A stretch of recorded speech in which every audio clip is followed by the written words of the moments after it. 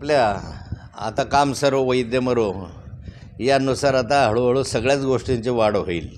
S टीमधली वाढ म्हणजे सर्वसाधारण जो गोरगरीब माणूस आहे त्याच्या खिशाला चाट देण्यासारखा प्रकार आहे.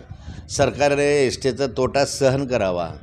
एस टी महामंडळाचंच मोठ्या प्रमाणावर येणं हे सरकारकडे आहे. ज्या विविध सवलती दिल्या त्याचं येणं जरी दिलं तरी एस टीच्या संदर्भामधली जी भाववाढ आहे ती करण्याची आवश्यकता भासणार नाही. मोठ्या प्रमाणावर एस टी महामंडळामध्ये भ्रष्टाचार आहे असं आत्ताच एस टीच्या बस खरेदीमध्ये लक्षात आलं. विविध ठिकाणी भ्रष्टाचार याच्यामध्ये होतो आहे. हा भ्रष्टाचार जरी कमी झाला किंवा बंद झाला तरी ही भाववाढ करण्याची आवश्यकता भासणार नाही.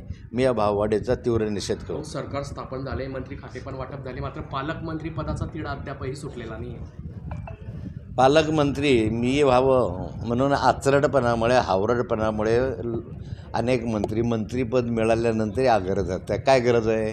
तुम्हाला मंत्रिपद मिळालं ना, पण या जिल्ह्याचं पालकमंत्रीपद व्हावं ही अपेक्षा काय आहे? आणि यामुळे एक आचरटपणा याच्या माध्यमातून दिसतो आहे. हा हावरटपणा आहे मंत्र्यांचा. तर हरी चिडवळ म्हणताय की एकदम कमी हे असलेला जिल्हा देण्यात आलेला आहे, मला गरीब जिल्हा देण्यात आला आहे. काम करणारा गरीब आणि श्रीमंत जिल्ह्याचा काय संबंध येतो? त्याला काम करायचं आहे. लहान जिल्ह्याचाच विकास अधिक झाला पाहिजे ही अपेक्षा असते.